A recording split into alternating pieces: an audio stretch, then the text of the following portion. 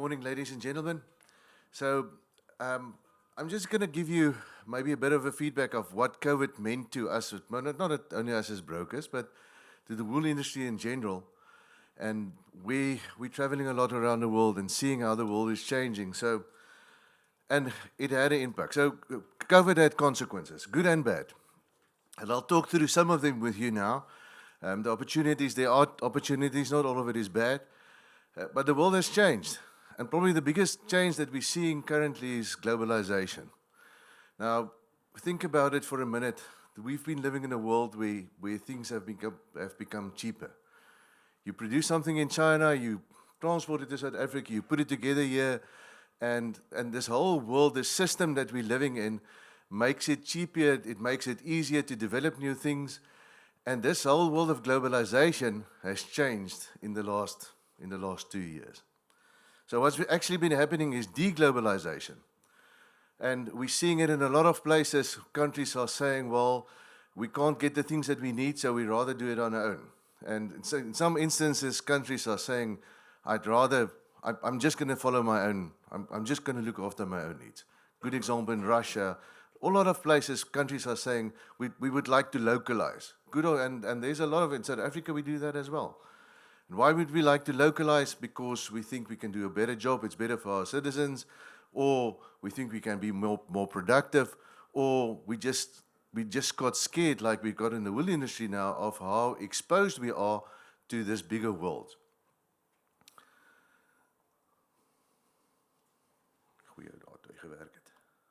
Okay. What has been the other consequences? And why has this been happening? I think this is, maybe you've seen this picture. This is about 6 weeks ago in the harbor of Shanghai, and this is how it looks if 500 ships are lying waiting to be offloaded. It's chaos, and this chaos is the effect of this. This was about for 2 weeks. It looked like this, but the effect of this reverberates all across the globe. And we're seeing it. So in South Africa, we're saying, well, our harbors are inefficient. And some of it is true, but some of it is just plainly the world logistics systems is basically at the moment, I think, to a large extent broken. And it's not going to get repaired in the short term. And we're paying the price for this. Us, especially in the wool industry, are paying the price for this. And that means that we need to look at our supply chains in a totally different way. This caused chaos.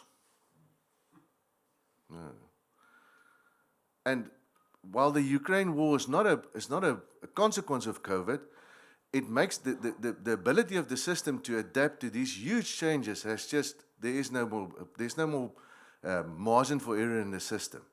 If the Ukraine can't send wheat to some place in the world, there's no other place that can replace it, or oil, or name the commodity that we're not getting. We don't have the buffer capacity in our system to handle the chaos. What's been happening in the world economy after COVID? To a large extent, the world had an overreaction after COVID. Stock markets grew. People started buying, especially in America, these huge stimulus packages put money in people's pockets, and we actually saw quite a nice growth period coming out of that. The consequence of that is inflation. So this is the European inflation up until last week. And for the first time in about 20, 30 years, Europeans are having inflation. And what is the natural consequence of inflation? Interest rates. So for the first time in how many years, Europeans are seeing inflation well above 1%, which they've become used to zero interest rates. And that's our market. So how do they feel about that? If we go and divide countries into the income groups, we're seeing the middle income countries or the high income countries, their growth has started to slow down, and they're worried about this, and they're looking at ways of how they're going to stimulate this economy again. They have to put up interest rates. That's how you manage inflation. But these are our customers that we're talking about, especially the high income customers. Those are our customers.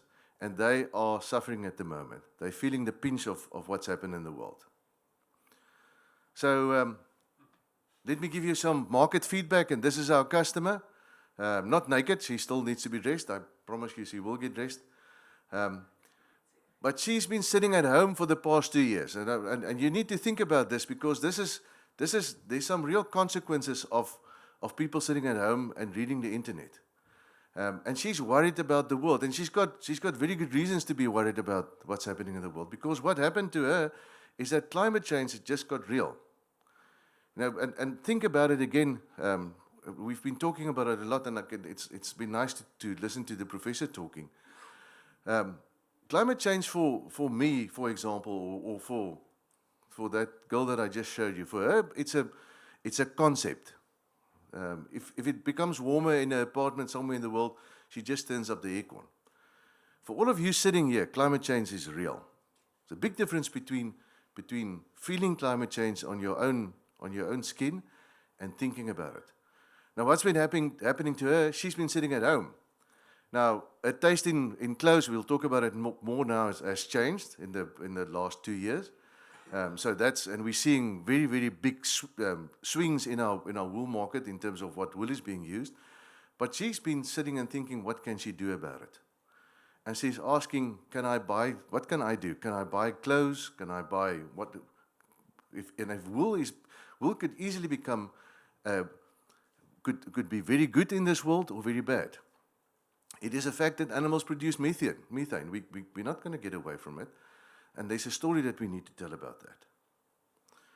What's been happening to wool? There's been a massive shift away from woven yarns, in other words, yarns that you use to make suits with, to knitted yarns. And that's a finer kind of wool that's being used, and that's why you're seeing these very, very high prices for fine wool at the moment, fine wool is basically back at 2018 levels. 21 micron wool, which is the biggest part of our clip, is still lagging behind quite a bit. Now, people are going back to the office. That's also happening. I don't think to the extent that they've ever gone, but they are going back to the offices, and funerals and marriages are starting to take place again. And that's some of the places Herman Archer is getting married in a few months, and he's looking for a wool suit, and that's exactly what's happening. If you want to get married, you're looking for something nice to wear, and during COVID, that just didn't happen. Another way to look at wool is how expensive is it compared to other fibers or to other textiles. And it's really interesting to see that when I started at BKB 10 years ago, 11 years ago, we said, well, wool is expensive at 4 times cotton. At the moment, and it went up to as high as 11 times in 2018. At the moment, we're back to 3-4 times. So wool is only 4 times more expensive than cotton, which tells you that wool is cheap at the moment. And I think there are some nice opportunities for us coming along that way, if we get the right story out into the world.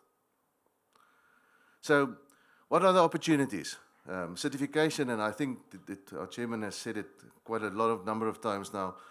Please get certified. It doesn't matter what certification, but please get certified, because we've got a very, very unique competitive advantage in South Africa in the number of farmers that's being certified in South Africa. I think we need to carve out our own competitive advantage in the world, and it's not going to be about the wool. The wool is as good as it. I think South African wool is good, but that's not the story that we're going to be telling. We need to be doing more to ease doing business. It's going to be easy to do business in South Africa, and I think to that extent, Cape Wools with the blockchain and the things that we're doing, that's what it's going to bring for us. Ease of doing business. What is our unique value proposition? What is the story that we can tell? And in South Africa, I think we've got a wonderful story to tell. From the communal areas to what you're doing in the farms, the commercial producers, there's an incredible story to tell, and we need to get that story out. I think South African farmers, and the big buzzword at the moment is regen farming. If you're a South African farmer today and you have not done regen farming, you're not a South African farmer anymore. All of you had to do it, because that's how you survive in South Africa. And that's the kind of story that we need to tell going out into the world. What does it really mean for us? And I'll close off with this. I think the one thing that we as brokers, and you as well, have become in the past 4-5 years, is flexible. We did the unthinkable 2 years ago. We did not have an auction. it was a massive decision. And the more we went into this world, we saw that we need to be really flexible. We need to change as the times are changing, and we are in changing times now. So it's challenging to live in this world. But I think that's one of our really competitive advantages, is that we are flexible, and that we've got a working industry, and that we've got working organizations like you being able to make decisions and then stay with that decisions. I think what we've got here is a competitive advantage. Shipping is going to be a problem for the next, I think for the next at least 3, 4, 5 years. And it's not only China, it's all over the world. The world shipping system has changed. For a ship to lie in a harbor in PE is $110,000 a day, per day. What is the effect of not being able to offload that ship or load that ship? And who's going to pay for that? Farmers pay for that. You pay for everything. Payment terms, those are the things that I think we need to build. We're going to have to be just more flexible coming into this new world. Certifications, and and I know there's a lot of irritation about the number of them, and you would like just one, and I have to tell you the honest truth. There's going to be more. It's not going to be less.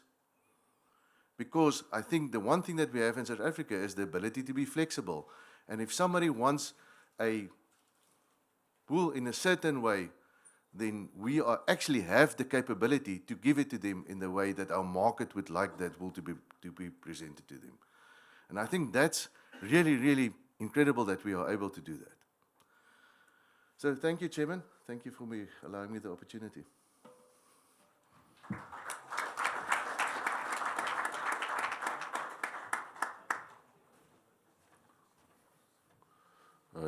Thank you, Isak.